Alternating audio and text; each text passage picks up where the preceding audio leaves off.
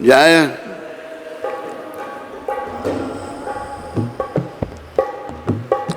जय जय जय प्रभुपाद, जय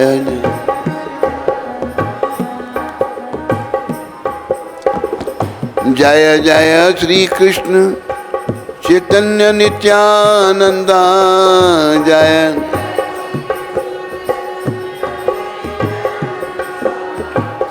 जय द्वैत चंद्र, जय गौर भक्त वृंद।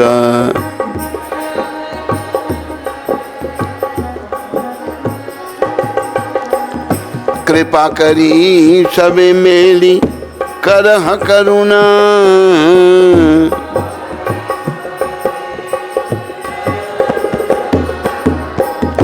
अधम पतिता जने ना करिहा घृणा।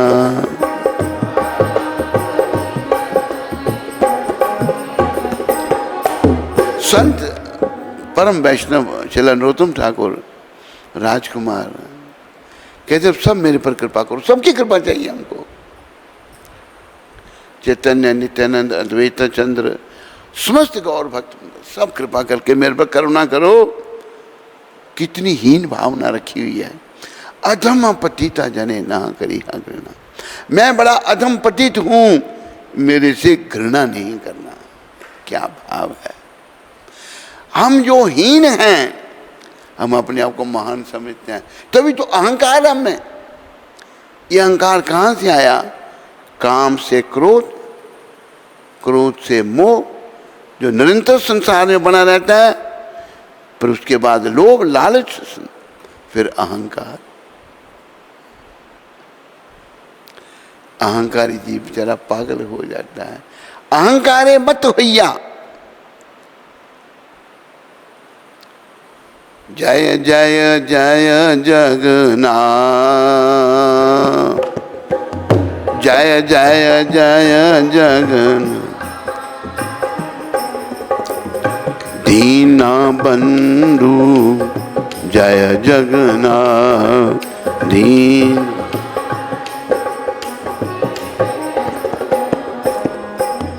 जय जय जय बलदेव, जय जय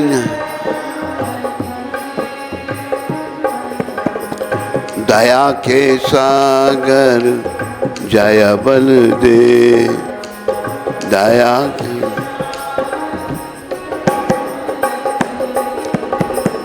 जय सुभद्रा, जय सुभद्रा, जय सुभद्रा।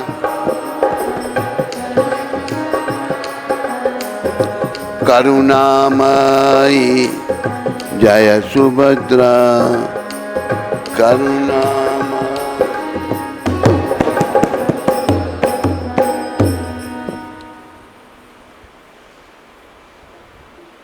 पीछे सो गए। बोलो जगन्नाथ भगवान की, बोलो बलदेव भगवान की, बोलो सुभद्रा माता की, बोलो गौर भगवान की, बोलो नित्यानंद भगवान की, बोलो समस्त गौर भक्त वृंद की, बोलो इन सब के देने वाले पतित पावन शिला प्रभुपाद की।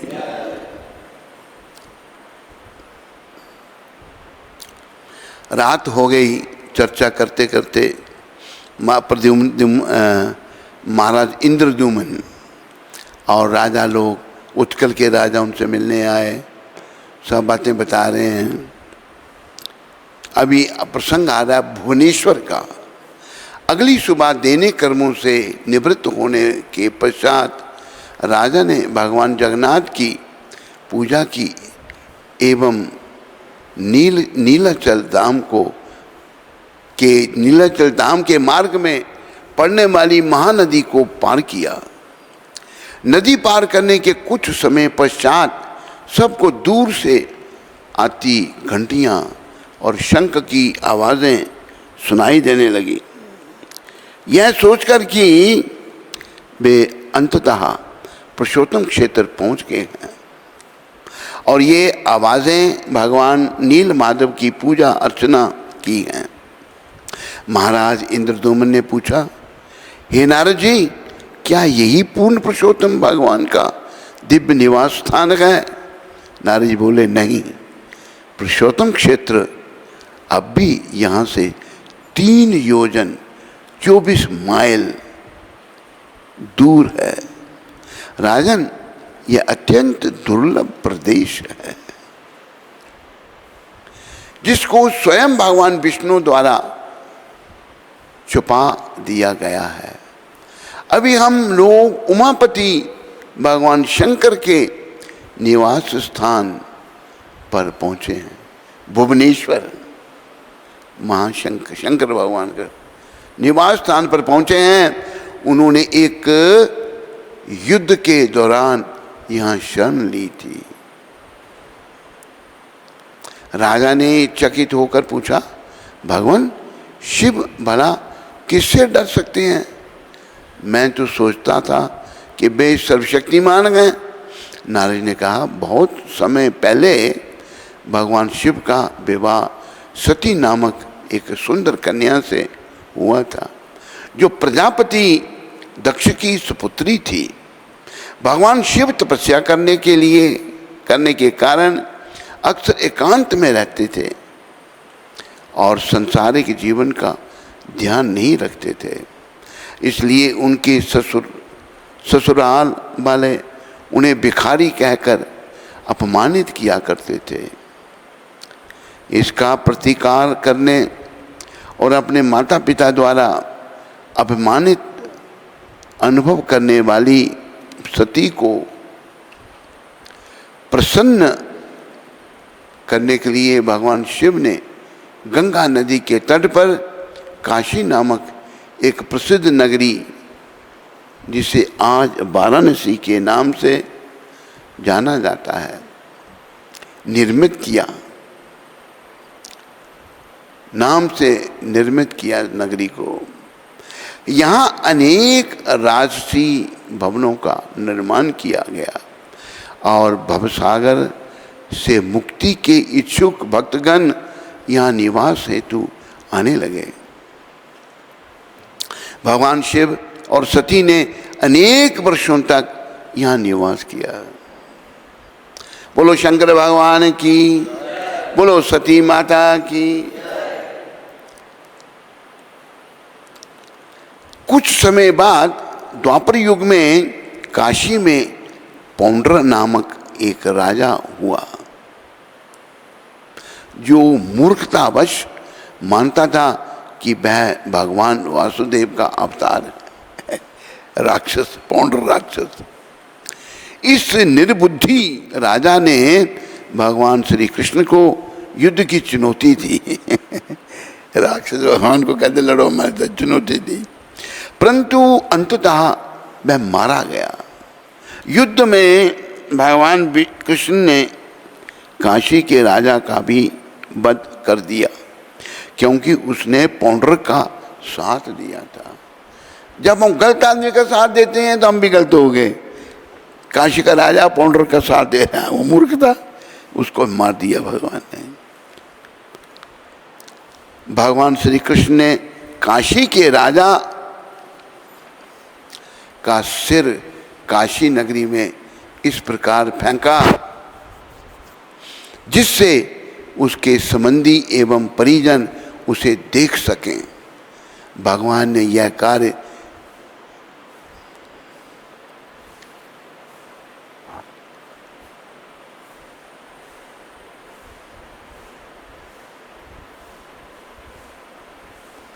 इतनी सहजता से किया जैसे एक भवंडर कमल की पंखुड़ी को इधर उधर बिखार देता है।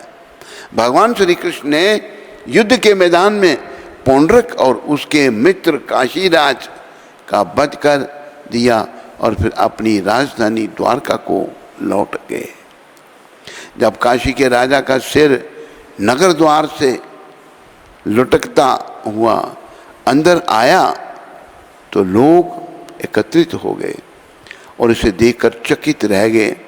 पहले तो वे समझ ही नहीं पाए कि वह क्या है, परंतु कर्ण कुंडल देखकर वह समझ गए कि वह किसी का सर है। वह अटकलें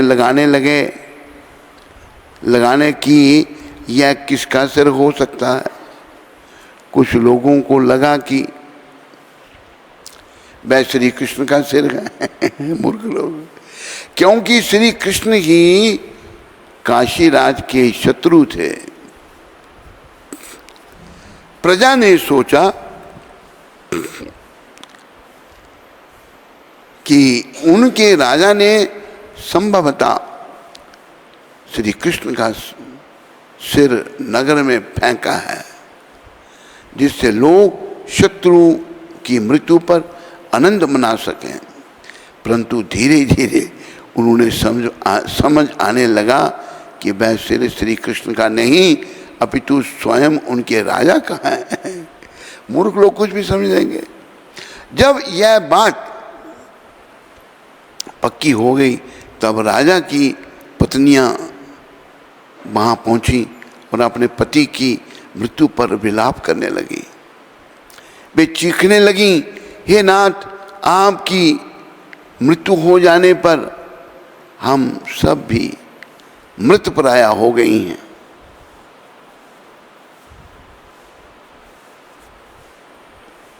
काशी के राजा का सुदीक्षण नामक एक पुत्र था। अपने पिता का अंतिम संस्कार करने के बाद उसने प्रतिज्ञा ली कि वह अपने पिता का वध करने वाले श्री कृष्ण का वध करेगा और इस प्रकार अपने पिता के ऋण से मुक्त हो जाएगा। यह ठानकर उसने विद्वान पुरोहितों की सहायता से महादेव शिव की आराधना करनी आरंभ की, क्योंकि काशी में आराध्य देव विश्वनाथ भगवान शिव हैं। काशी में विश्वनाथ विराजे नंदा ब्रह्मचारी। सुदीक्षण की आराधना से भगवान शिव प्रसन्न हुए और अपने भक्त को वरदान देने के लिए तैयार हो गए। चूंकि सुदीक्षण श्री कृष्ण का वध करना चाहता था, इसलिए उसने उस कार्य की पूर्ति के लिए शिव जी से कुछ विशेष शक्तियां प्रदान करने की प्रार्थना की। भगवान शिव ने सुदीक्षण को सलाह दी कि वह अपने शत्रु का विनाश करने के लिए समर्थ ब्राह्मणों की सहायता से एक विशेष अनुष्ठान संपन्न करे। इस अनुष्ठान का वर्णन तंत्र शास्त्रों में किया गया है। भगवान शिव ने सुदीक्षण को बताया कि यदि इस काले अनुष्ठानिक कर्म को उचित रीति से किया जाए तो दक्षिणाग्नि नामक एक असुर प्रकट होगा जो उसके किसी भी आदेश को पूरा करेगा, परंतु किसी भी सुयोग्य ब्राह्मण का वध नहीं करेगा। शिव जी ने वचन दिया कि जब दक्षिणाग्नि को भेजा जाएगा तो स्वयं उनके सहचर भूत प्रेत उसके साथ जाएंगे और इस तरह सुदीक्षण के शत्रु का संहार हो जाएगा। भगवान शिव से इस प्रकार का प्रोत्साहन मिलने पर सुदीक्षण को पूरा विश्वास हो गया कि वह श्री कृष्ण का वध कर सकता है। पुरोहितों की सहायता से उसने काले तंत्र के मंत्रों उच्चार का कार्य आरंभ कर दिया। परिणाम स्वरूप अग्नि से एक विशाल दैत्य प्रकट हुआ, जिसका सिर, दाढ़ी और मूंछ पिघले हुए तांबे के रंग के थे। वह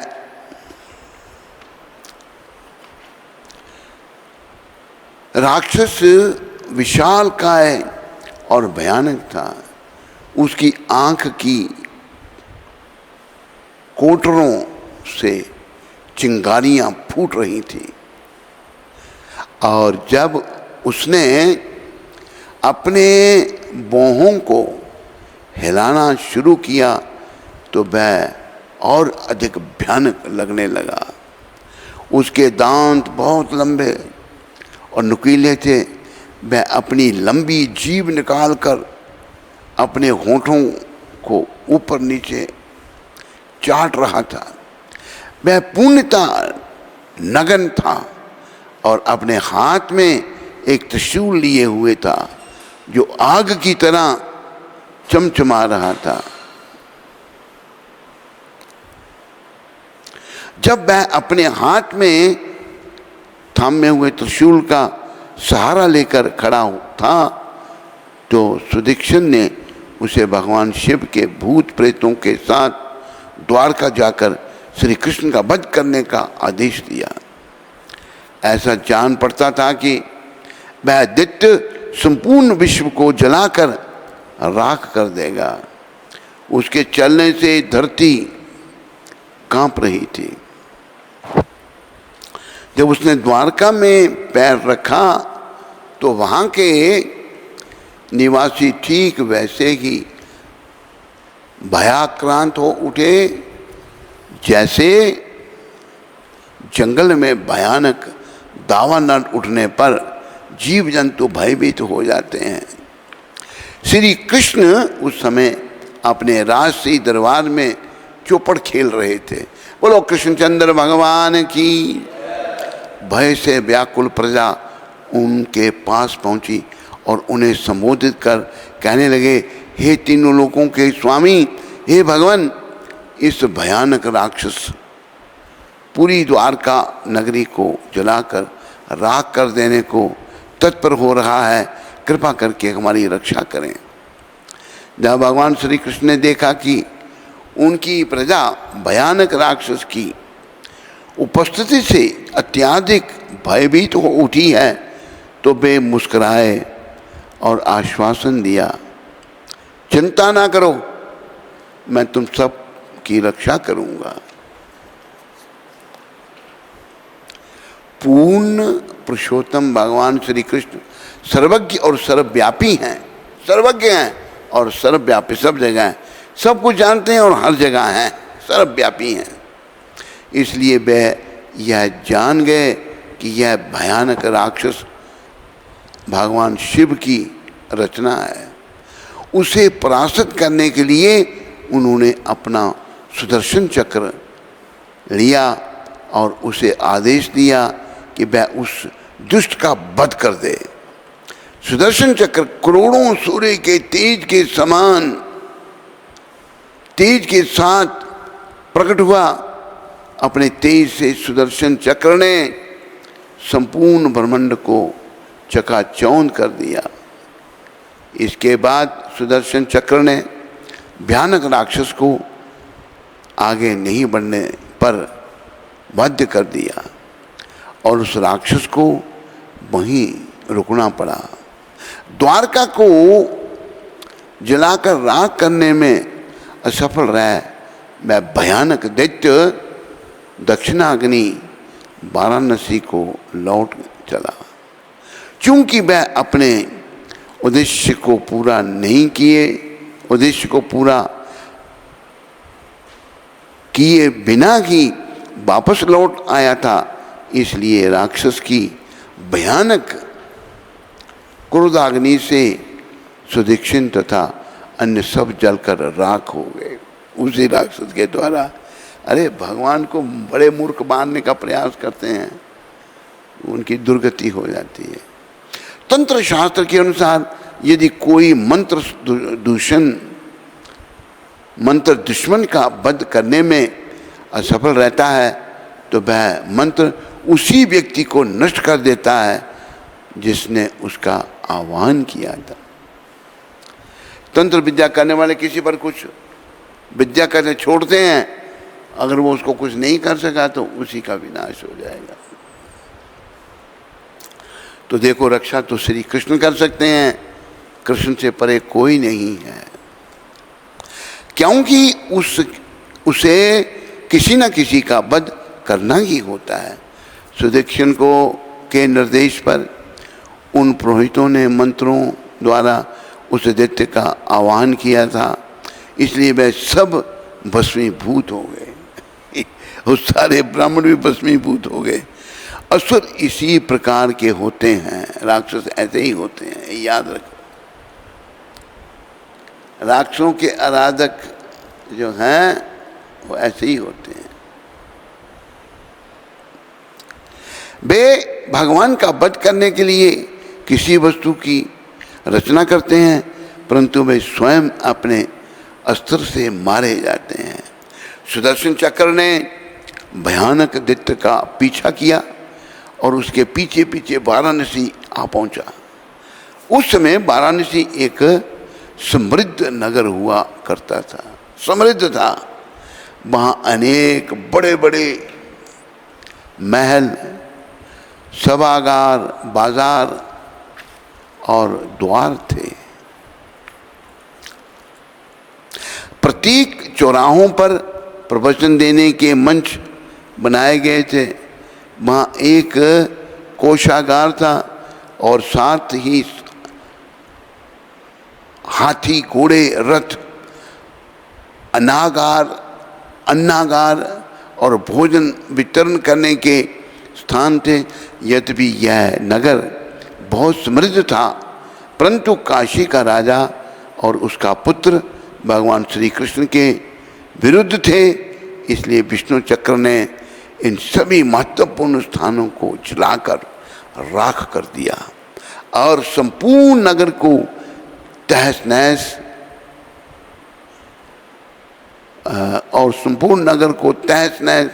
हो गया।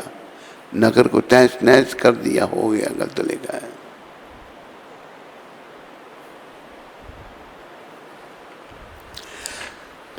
अंत में अपना कर्तव्य पूरा करके सुदर्शन चक्र द्वारका में भगवान श्री कृष्ण के पास लौट आया।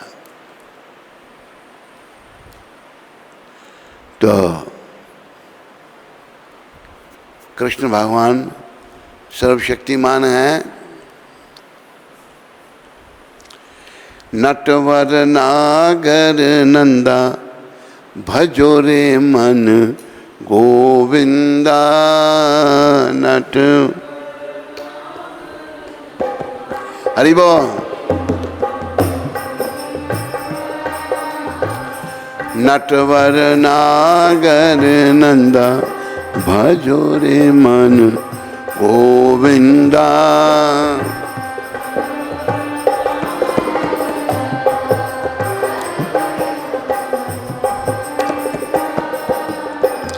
सब देवन में कृष्ण बड़े हैं।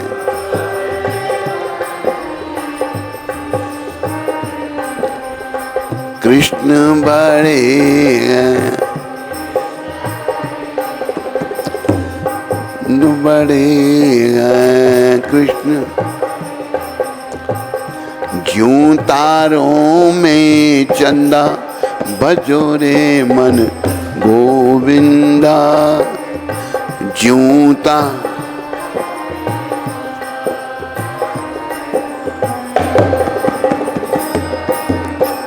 नटवर नागर नंदा भजो रे मन गोविंदा।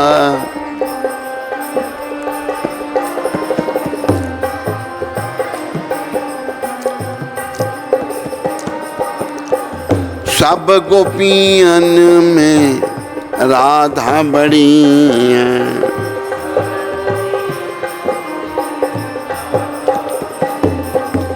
राधा बड़ी है।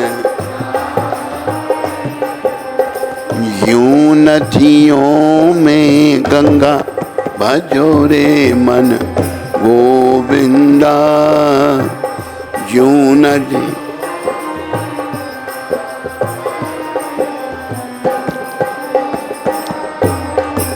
नटवर नागर नंदा भजो रे मन गोविंदा।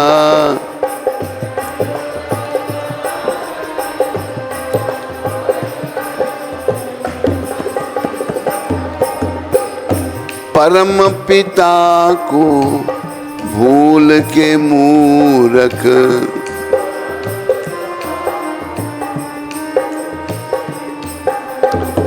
भूल के मूरख,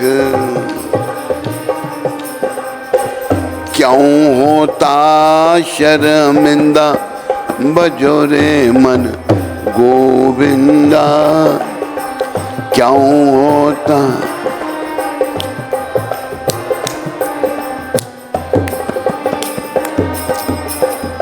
नटवर नागर नंदा, भजो रे मन गोविंदा।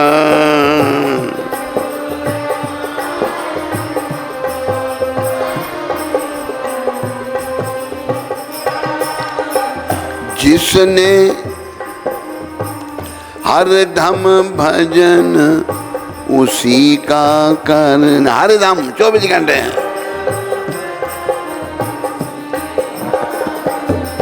उसी का करना। तज कर पाप का धंधा, तज कर पाप का धंधा, भजो रे मन। बोलो नटवर ना।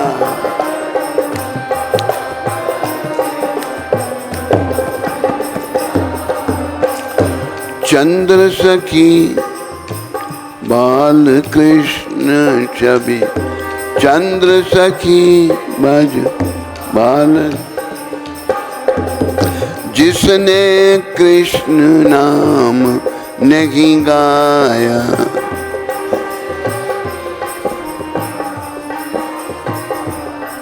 नाम नहीं गाया, उसको दे यम दंडा, उसको दे यम दंडा, भजो रे मन गोविंदा। नटवर नागर नंदा, भजो रे मन गो। नटवर नाग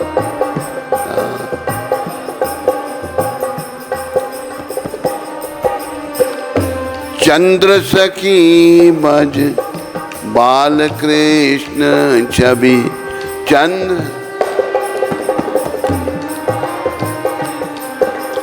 बाल कृष्ण छवि।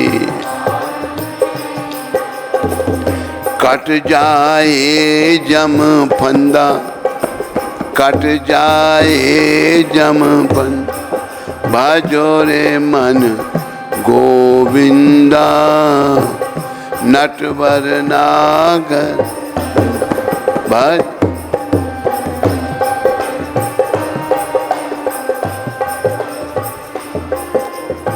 बोलो राधा गोविंद भगवान की।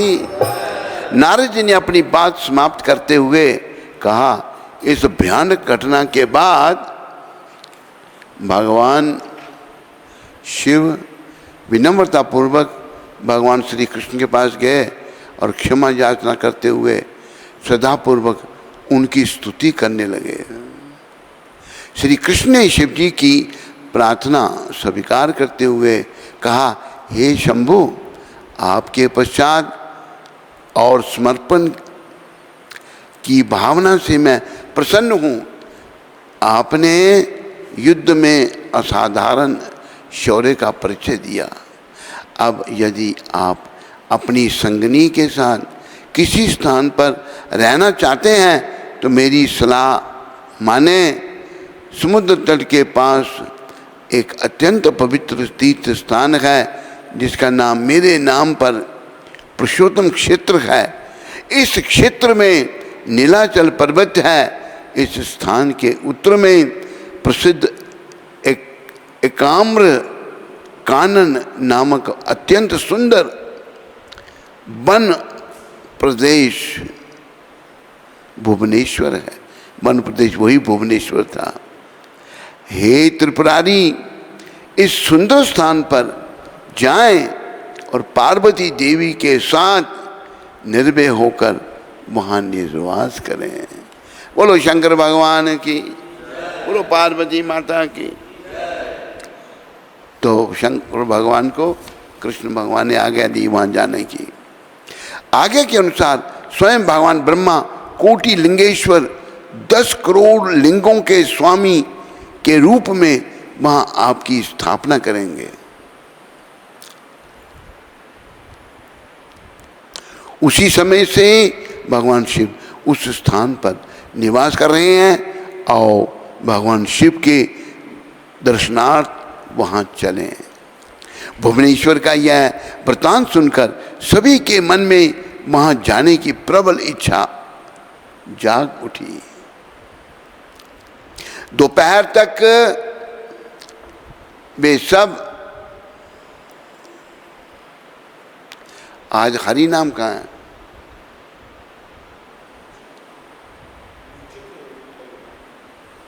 वो मंगल आरती में भी नहीं था, आए ना, फिर उसके बाद चला गया।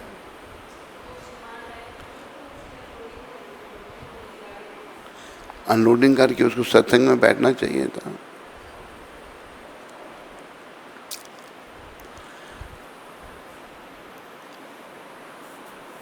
भुवनेश्वर का यह वृत्तांत सुनकर सभी के मन में वहां जाने की प्रबल इच्छा जाग उठी।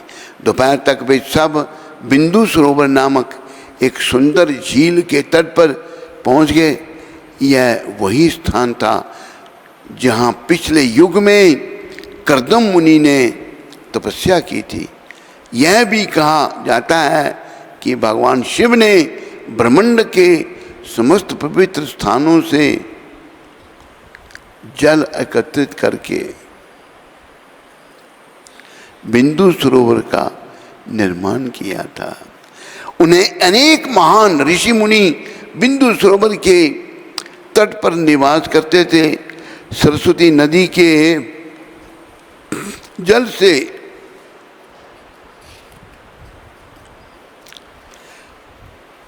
सराबोर इस सरोवर का शुद्ध जल न केवल पवित्र था अपितु अमृत के समान मीठा भी था।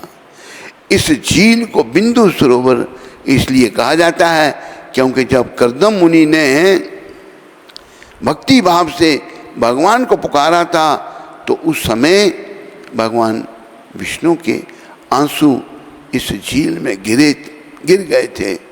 इसके पवित्र जल से स्नान करने पर व्यक्ति का शरीर और आत्मा दोनों ही स्वस्थ हो जाते हैं। बोलो विष्णु भगवान की, बोलो बिंदु सरोवर की। भगवान शिव महाराज इंद्रदुम्न से प्रसन्न हो गए। उनके सन्मुख प्रकट होकर उन्होंने कहा, हे वैष्णव शिरोमणि महाराज इंद्रदुम्न, आपका सब प्रकार से कल्याण हो। कृपया अपनी यात्रा जारी रखें। इसके बाद भगवान शिव नारद मुनि को छोड़कर बाकी सबके नेत्रों से अंतर्ध्यान हो गए। नारद मुनि जी को देख रहे हैं, बाकी सबके नेत्रों से अंतर्ध्यान हो गए। अब शिव जी की वाणी को केवल नारद मुनि ही सुन पा रहे थे। शिव जी ने कहा, यह धाम भगवान विष्णु से विलग नहीं है।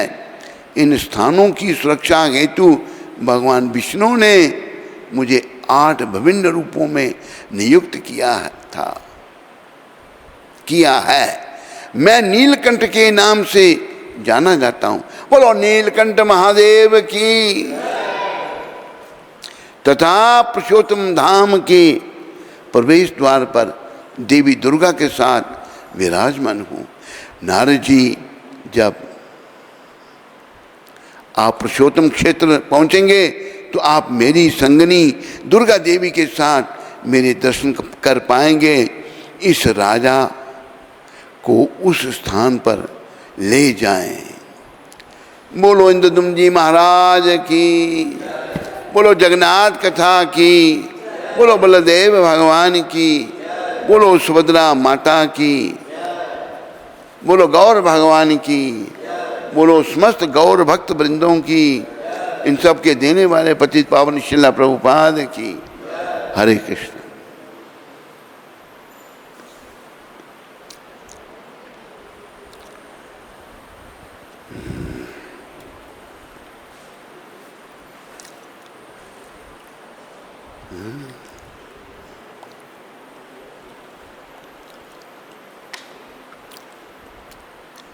स्कंद पुराण में तुलसी देवी की प्रशंसा इस प्रकार की गई है। मैं तुलसी देवी को